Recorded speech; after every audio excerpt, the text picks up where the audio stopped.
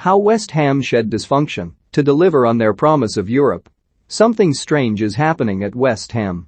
After years of dysfunction, they have started making so many sensible decisions you want to check if they are the same club who once thought trusting Avram Grant to save them from relegation was a smart move. The change in the atmosphere around the London Stadium is remarkable. This time last year West Ham's fans were up in arms after Grady Diangana's move to West Brom. Even the club captain, Mark Noble, voiced his displeasure, and, coming off the back of a troubled campaign, it seemed the relationship between West Ham's board and the fan base was broken beyond repair. Admittedly, the resentment that has simmered since the move to Stratford in 2016 has not completely gone away.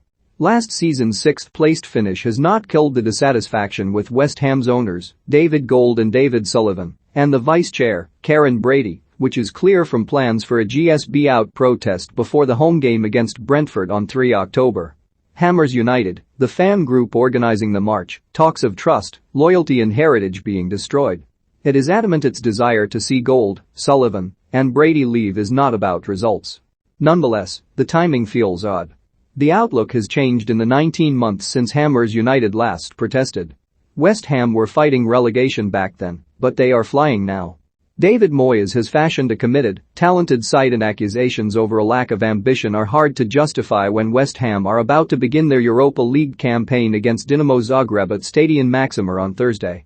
The retort is that qualification for the main draw of a European competition for the first time since 2006 has come in spite of the board.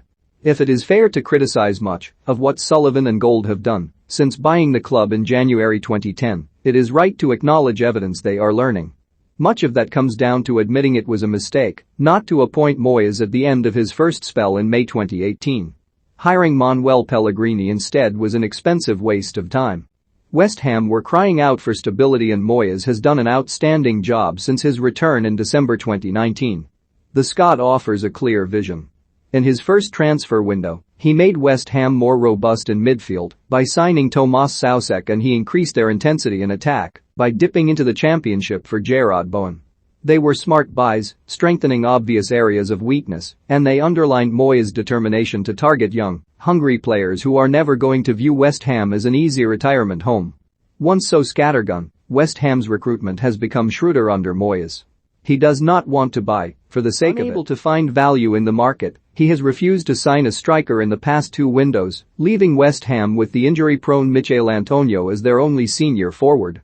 That such compromises are still required are a reminder of past errors. West Ham rue their excesses under Pellegrini. The squad is light because Moyes has had to trim the fat and has been unable to raise much money through sales. The two most expensive signings in West Ham's history, Felipe Anderson and Sebastian Haller, left at huge losses this year. Yet West Ham have moved on, learning to be patient. There was no panic during the summer. West Ham waited until the window was almost shut and then made their move, signing Kurt Zouma for £29.8 million, Nikola Vlasic for £25 million and Alex Kral on loan. There was a plan.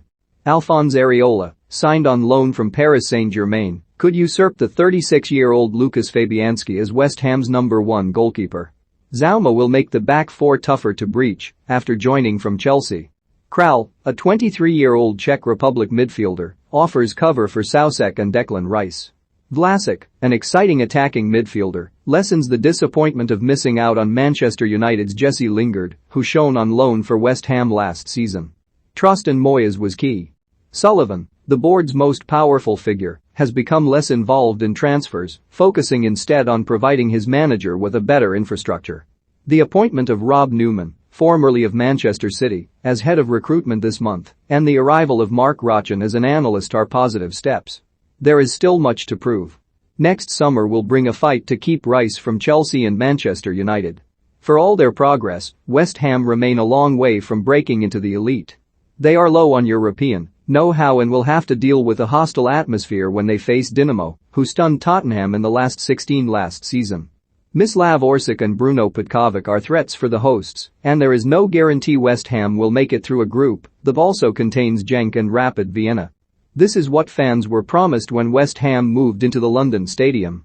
This is the moment they have been waiting for since leaving their spiritual home And everything that has come before this point, the relegation battles, the pitch invasion against Burnley, the running track, will not matter a jot when the side steps out into the Zagreb air.